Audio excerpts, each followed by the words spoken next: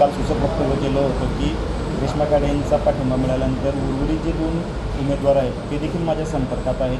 काय प्रतिक्रिया? भाऊंशी माझे जुने संबंध आहे, जिव्हाळ्याचे संबंध आहे गिरीश भाऊंशी, म्हणून त्यांनी तसं म्हटलं असेल. पण त्यांची माझी भेटच नाही. फॉर्म माघारीच्या दिवशी त्यांचं माझं बोलणं झालं होतं, त्याच्यानंतर गिरीश भाऊंशी माझं बोलणंच नाही आणि संपर्कही नाही. आपली भूमिका काय नेमकी? आता भूमिका मी जर का फिरतोय, माझा एक राऊंड झाला, यांची सुरुवातही झाली नव्हती, तो वेळेस मी अर्धा जिल्हा घेऊन घेतला होता. हे जेव्हा फिरायला लागले तेव्हा माझा पूर्ण जिल्हा होण्यात आला आणि जिल्ह्यात प्रत्येक ठिकाणी मला रिस्पॉन्स चांगला भेटला आणि आशीर्वाद सर्वांचे भेटत आहेत. मंत्री गिरीश महाजन यांनी कालच्या परवा वक्तव्य केलं आहे की जाहीर पाठिंब्या संदर्भात जे शरद तायडे यांनी अनिल चौधरी यांच्या संपर्कात आहे आणि त्यांच्या पाठिंबा. मी गिरीश भाऊंच्या संपर्कात फॉर्म भरणार होतो, त्या दिवशी होतो. त्याच्यानंतर मी गिरीश भाऊंच्या संपर्कात नाही. जिल्ह्यातील किती भाजपचे नगरसेवक आपल्या संपर्कात आहे? 80% भाजप तिकीट चुकीचं दिलं आहे म्हणून नाराज आहे. 80% भाजप माझ्या फेवरला आहे का म्हणून मी अपक्ष उभं राहिलो. जनसामान्यांचा कौल असा आहे की भाजपकडून कुठल्याही उमेदवाराला दगडाला जरी उमेदवारी दिली तर निवडून येतोय असा एक आरोप आहे. काय भाजपकडून कोणालाही उमेदवारी दिली, दगडाला जरी उमेदवारी दिली तरी निवडून याल असा आरोप आहे. निष्ठावान भाजपचे असतात, पण ते कंटाळले आता सर्व. मी अपक्ष आहे ना. मी जर कुठल्या पार्टीचा असतो, मी जर राष्ट्रवादीचा असतो, मी पंजाचा असतो, यात तो विचार केला असता त्यांनी. ते जेव्हा कंटाळतात तेव्हा अपक्षांना मतदान करतात. जिल्ह्यात तुमच्या मैत्रीची चर्चा भरपूर आहे. या निवडणुकीमध्ये तुमची मैत्री जिंकणार का पक्षाची निष्ठा? जर सर्व आमदार माझे मित्र आहे, त्यांनी जर मैत्री जपली तर मला कोणी हरवू शकत नाही. मग त्याच्यात गिरीश भाऊसुद्धा आहे माझे मित्र.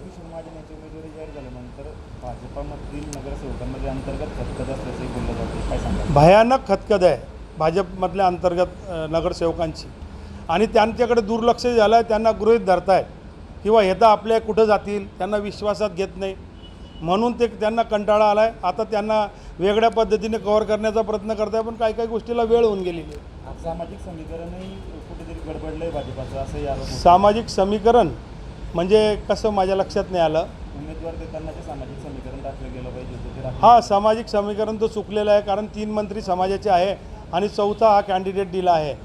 तर या जो समाजाचा म्हणजे जसं आता आपणच विचारलं मला, तर जसा कॅन्डिडेट दिला आहे तर जे दुसरे समाजाचे आहेत, समजा आता इथं तुम्ही बघितलं तर 111 मुस्लिम आहेत, 90 मराठा समाजाचे आहेत, 70, 60, 65 बौद्ध समाजाचे आहेत, त्याच्यानंतर 43 तेली समाजाचे आहे, लेवा समाजाचे 70 मतदान आहे. तर साहजिक आहे त्यांना चुकीचं वाटेलच आणि त्या सर्वांचा पाठिंबा मला राहील आणि मला आशीर्वाद राहील. आपल्या प्रतिस्पर्धी तुम्हाला ज्येष्ठ बंधू म्हटलं होतं आणि त्यांनी सांगितलं की तुम्हाला नंदू महाजनाने मला ज्येष्ठ बंधू म्हटलं, तर नंदू माझा लहान भाऊ आहे. त्याने काय करायला पाहिजे, गिरीश भाऊंशी सल्ला करून किंवा माझ्या मोठ्या भावाला द्या आणि मन मोठं करून भाजपने मला पाठिंबा दिला पाहिजे आणि गिरीश भाऊने मला आशीर्वाद दिला पाहिजे. त्यांनी तुमच्यावर टीका केलेली आहे की आपण फक्त सर्जी नगरपालिका बघितली, मी तर जिल्हा परिषदचा उपाध्यक्ष म्हणतो. जिल्हा परिषदचं उपाध्यक्ष तो आता मागच्या 10 वर्षापूर्वी झाला नंदूभाऊ. मी 40 वर्षापासून पूर्ण जिल्ह्याच्या संपर्कात आहे. चौधरी परिवाराला सगळ्यात जास्त मतदान म्हणजे 95,000 मतदान घेऊन आम्ही निवडून आलो आहे भुसावळ शहरात. महायुतीमध्ये आता वरवर अलबेल दिसतंय सर्व, पण वाटतं का तुम्हाला महायुतीमध्ये चांगलं चाललं आहे? दिसणं अलबेल वेगळं आहे, सगळं चाललं आहे आता. म्हणजे जे काय आय हेट यूचं आय लव्ह यू झालं, पण ते मनापासून नाही झालेलं आहे. गुलाब भाऊसुद्धा मला आशीर्वाद देतील. नाशिकमध्ये आता गोकुळ माघार घेतली असली तरी तेच विजयी होती अशी चर्चा आहे आणि त्यांच्या मागे मतदार जे आहे ते विजय असल्याची चर्चा आहे. काय वाटतं, तसंच काही समीकरण जळगावमध्ये होईल? अपक्ष उमेदवाराला पुढे जातील. गोकुळ गीते असेल, गणेश गीते असेल. मागच्या वेळेस मी कुंभचं काम सांभाळलं होतं नाशिकला, तर माझे एक जवळून संबंध आहे गणेशसोबत. गणेश एक साधा कार्यकर्ता होता, भाऊंच्या आशीर्वादाने आज तो मोठा झाला आहे, गिरीश भाऊंच्या आशीर्वादाने. आणि तो परिवार भाऊंच्या शब्दाच्या बाहेर जाऊच शकत नाही. पण मग जे काही राजकीय असतात विषय, ही महत्त्वाकांक्षा जागृत होतं, ते महत्त्वाकांक्षा जागृत झालेल्या आहे गणेश भाऊ, गोकुळ भाऊ त्यांच्या. पण ते भाऊंनी सांगितलं आणि त्यांनी ऐकलेलं आहे. पण कार्यकर्ता आतून काय करतो आणि बसल्या बिल्डिंग लागू शकतं ना. हा विषय कशाचा आहे? रोकडाचा विषय आहे. बसल्या बसल्या बिल्डिंग लागू शकते. नंदू महाजनांना मोठं करण्या हे उद्या भविष्यामध्ये विद्यमान आमदारांना घातक करू शकते. नंदू महाजनांना मोठं करणं हे सर्वात चंदू पाटील यांना घातक ठरणार आहे.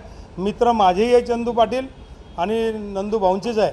पण मग कसं होतं, भाजपची एक पद्धत आहे, जेव्हा आदेश येतो वरनं तेव्हा मैत्री बित्री ते काहीच जपत नाही. त्याचं उदाहरण मी आहे. गिरीश भाऊंचा मी एकदम जिवलग मित्र असल्यावरसुद्धा मला यावलला मदत करायची भाऊने स्पष्ट नाही सांगितलं होतं की मी पार्टी सोडून कोणाला मदत करू शकत नाही. भाजप आणि शिवसेनेचा जे दिसतंय ते वरवर दिसतंय का? वरवर दिसतं नाही, इतकी कटुता निर्माण झालेली आहे. एकामेकाच्या विरोधात इलेक्शन लढलेले आहे, एकामेकाच्या विरोधात अशा एक वेगळ्या पद्धतीने भाषणं झालेली आहेत. आणि उद्या जर शिवसेना अपेक्षा ठेवील की भाजपचा आमदार होईल आणि आम्हाला मदत करेल, होऊच शकत नाही. तुमच्या उमेदवारामुळे भाजपची डोकेदुखी वाढली नाही. भाजपची कशी काय वाढेल? सगळ्यांचीच वाढलेली असेल जे काही असतील ते. आणि नंदू महाजन तर नक्कीच, कारण त्याचा मित्रपरिवार आणि माझा मित्रपरिवार शक्यतो एकच आहे.